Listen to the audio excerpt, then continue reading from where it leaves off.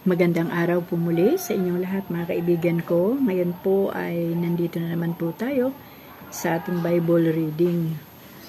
Day 88 na po natin sa oras na ito. Salamat sa gabay at patnubay ng ating Diyos dahil siya na naman po ang nagbigay sa akin at sa inyo din mga kaibigan ko ng lakas para makapagbasa muli ng salita ng Panginoon at maibahagi naman po sa inyo ang salita niya ngayong araw. Purihin po ang ating Diyos, purihin po si Yahweh, dahil po siya ay napakabuti sa buhay nating lahat. Salamat sa ating Panginoong Hesus.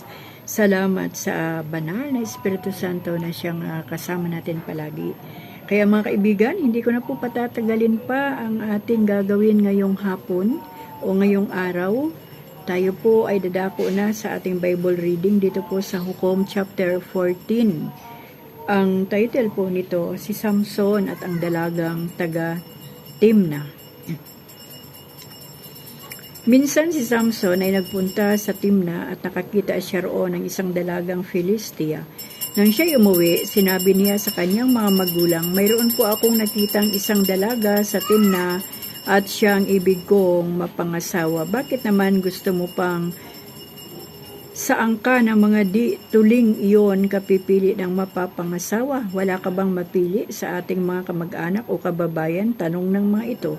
Sumagot si Samson, basta po siya ang ibig kong mapangasawa. Hindi alam ng mga magulang ni Samson na ang ginagawa niya ay kalooban ni Yahweh upang bigyan ito ng pagkakataong digmain ang mga Filisteo pagkat ang Israel noon ay nasasakop ng mga ito. Si Samson ay sumama sa kanyang mga magulang na magpunta ang mga ito sa Timna.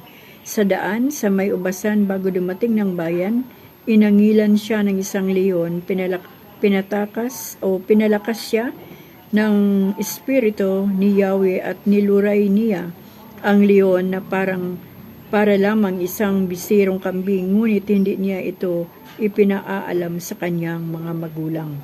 Pinuntahan nga ni Samson ang babae at kinausap lalo niya itong nagustuhan. Pagkalipas ng ilang araw, nagbalik siya upang pakasalan na ang babae. Pagtapat niya sa pinagpatayan niya noong leon, naisipan niyang tignan ito. Ang nakita niya ay isang malaking bahay ng pukyutan sa loob ng katawan ng napatay niyang leon. Sinalok niya ang kanyang kamay, ang pulot at kinain, saka nagpatuloy sa kanyang lakad. Pagbalik niya, inuwian pa niya ng pulot ang kanyang mga magulang, kinain naman nila ito, ngunit di alam kung saan galing. Hindi sinabi ni Samson na yaon ay galing sa katawan ng napatay niyang leon, tulad ng kaugalian. 7 araw na naghanda si Samson sa bahay ng kanyang mapapangasawa. Nang magkita siya ng mga Filisteo, siya ay binigyan nila ng 30 abay sa kabataang lalaki.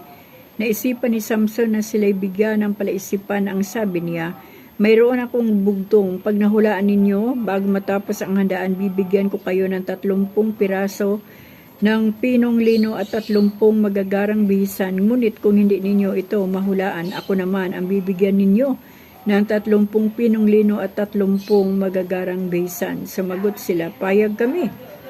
Sinabi ni Samson, mula sa mga ngangain ay lumabas ang pagkain at mula sa malakas matamis ay lumabas. 3 araw na ang nakaraay, hindi pa nila ito mahulaan. Nang ika-4 na araw, sinabi nila sa mapapangasawa ni Samson, gawan mo ng paraang malaman namin ang sagot sa bugtong ni Samson, ngunit hindi. Kung hindi, susunugin ka namin at ang inyong bahay. Inibitahan ba ninyo kami para paghirapin? Kaya lumapit ang babae kay Samson at lumuluhang sinabi, hindi mo ako talagang mahal. Nagpapahula ka ng bugtong sa aking mga kaibigan, ngunit hindi mo sinasabi sa akin ang sagot. Sumagot si Samson, kung sa aking mga magulang ay hindi ko ito ipinaalam, sa iyo pa. Ang babae patuloy ng pag-iyak at pag-amuki kay Samson sa loob ng 7 araw nilang handaan. Kaya ng ika-7 araw, sinabi niya ang sagot sa bugtong dahil sa pakiusap nito. Ang sinabi ni Samson ay hindi naman nito sa kanyang mga kaibigan. Ang sinabi ni Samson ay sinabi naman nito sa kanyang mga kaibigan. Sorry po At bago dumilim, ika-7 araw, ang mga taga-Timna ay nagpunta kay Samson at kanilang sinabi, May matamis pa ba sa pulot pukyutan at may lalakas pa ba sa liyong matapang?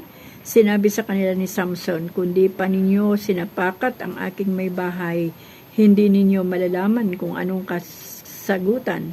At si Samson ay pinalakas ng Espiritu ni Yahweh, nagpunta siya sa Askalon at pumatay ng 30 tao. Kinuha niya ang magagarang kasuotan nito at ibinigay sa mga nakasagot sa kanyang bugtong. Pagkatapos umuwi siyang galit na galit dahil sa nangyari at ang asawa niya ipinagbilin niya sa kanyang abay na pandangal.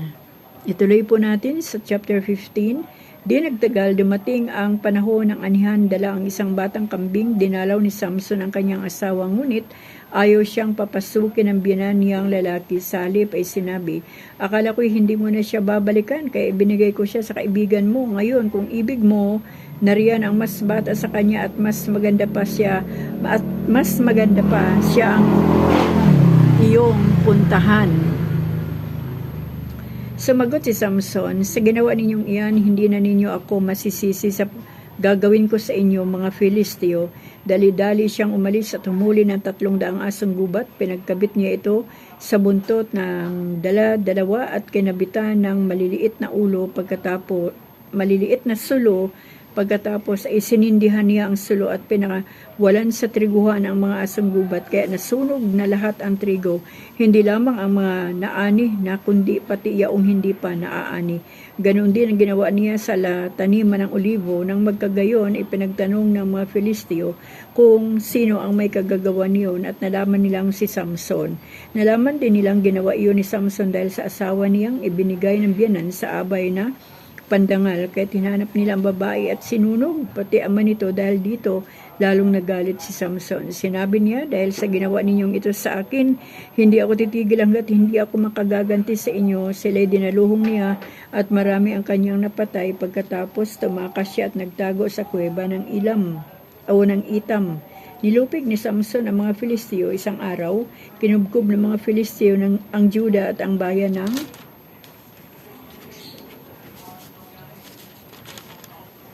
ng lihay o lihi. Nag-usisa ang mga taga-Juda, bakit ninyo kami sinasalakay upang hulihin si Samson dahil sa kapinsala ang ginawa niya sa amin? Sagot nila, ang 3,000 kalalakihan ng Juda ay nagpunta sa yungib ng itam. Tinatanong nila si Samson, hindi mo ba alam na tayo'y sakop ng mga Filisteo? Bakit mo ginawa ito sa kanila? Heto, pati kami nadadamay. Ginantihan ko lang sila sa ginawa nila sa akin, sagot niya. Sinabi nila na parito kami para gapusin ka, ibibigay ka namin sa mga Filisteo. Sumagot si Samson, payag ako kung hindi ninyo ako papatayin. Sinabi nila, hindi ka namin papatayin, gagapusin ka lang namin at ibibigay sa kanila. At siya ginapos nila ng 2 bagong lubid. Pagdating nila sa lihi o lihay, sinalubong sila ng naghihiyawang mga Filisteo. Ngunit si Samson ay nilukuban ng espiritu ni Yahweh at ang kanyang gapos ay pinatid niya na para lamang marupok na sinulid. May nakita siyang panga ng asno, dinampot niya ito at siyang pinampatay sa may 1,000 Filisteo. Pagkatapos noon, umawit siya ng ganito, sa pamagitan ng panga ng asno, pumatay ako ng 1,000. Sa pamagitan ng panga ng asno, natambak ang mga tao. Pagkatapos itinapon niya ang panga ng asno at ang lugar na iyon itinawag na burol ng panga. Si Samson ay nakadama ng matinding uhaw, dumulog siya kay Yahweh, niloob ninyong ako'y magtagumpay, ngunit ngayon mamamatay ako ng uhaw. Pag nagkagayon, mabibihag din ako ng mga taong ito na hindi kumikilala sa iyo. Ang Diyos ay nagpalitaw ng isang bukal sa lihay. Uminom si Samson at nanauli ang kanyang lakas. Ang bukal na yaon ay tinawag niyang bukal ng tumawag sa Diyos. Naroon pa ito hanggang ngayon. Ang mga Israelita ay pinamunuan ni Samson sa loob ng 20 taon. Nasa ilalim siya noon ng mga Filisteo. Purihin po ang Panginoon sa ating binasa sa oras na ito, mga kaibigan. Hanggang 2 chapter lang po tayo para po hindi uminit ang ating cellphone.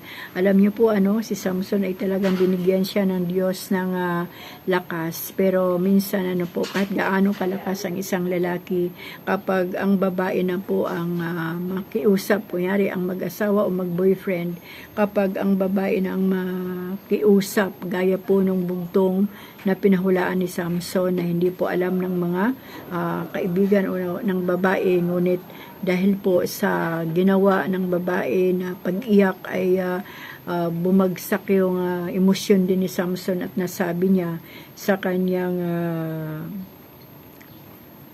pakakasalan na babae kung ano ang sagot. Ano po, minsan may mga sitwasyon po ng buhay sa mag-asawa. Alam niyo po ba yan na hindi po lahat ng mga sekreto na nalalaman ng asawang lalaki o asawang babae ay kailangang sabihin natin lahat yung mga sekretong iyon, kasi may kahinaan ang bawat isa. Kahit man ang mag-asawa ay may kahinaan yan. So pwede pong magkamali at pwede pong makapagbigay ng kapahamakan. Ano po, kaya tandaan po natin, kapag ang sikreto ay sikreto, yung Diyos lang at tayo ang nakakaalam, lalo na kung kasiraan na ng ating kapwa. Yun pong ginawa ni Samson ay yun po ay bugtong lang. Pero yung mga personal po sa buhay natin, bilang mga tao ngayon, kung meron man po tayong nalalaman sa ibang tao na sa tingin natin ay hindi naman kailangang malaman pa ng ating mga asawa o mga kapatid o kung sino pa man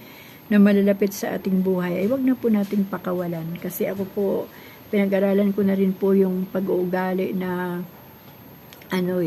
na kapag meron po ako nalalaman na mga, lalo mga personal na kwento, yung nagkwento, ako at ang Diyos na lang po yun ang nakakaalam. At hindi na po natin kailangan pang i-broadcast yun para ipahamak o ipahiya ang isang tao. Ano po, kapag sikreto, kaya nga po tinawag na sikreto, kasi sikreto po yan, hindi po kailangan ipahayag sa kung sino pa man para po hindi mapahamak yung involved doon sa sekretong iyon. So yun mga kaibigan, at salamat sa Panginoon, nakita din natin na kahit anuman ang mga sitwasyon na pinagdadaanan ni Samson, kahit man siya pumapatay ng 1,000, ganun, ay pinahintulutan pa rin ni Yahweh lahat yun yung kanyang ginawa. Kumbaga may basbas pa rin ni Yahweh, kaya siya po ay naging pinuno ng mga Israelita ng maraming taon. Ano po, at salamat sa ating Diyos dahil kung si Samson ay 20 taon na nasa ilalim ng paghahari ng Filisteo, pero tayo naman po ay hindi lang 20 taon, habang tayo nabubuhay ay nakapaloob tayo sa kapangyarihan ng Diyos. At kailangan ang Diyos po ang manguna lagi sa atin at hindi ang ating mga sarili, upang sa ganun hindi po tayo magkamali. So yun lang mga kaibigan, ang atin pong Bible reading for today, at loobin po ng Diyos na sa araw ng bukas ay siya naman muli ang magbigay sa atin ng kahulugan o yung kaalaman kung paano po natin din sa ating mga buhay yung salita ng Diyos na ating binabasa. Ano po?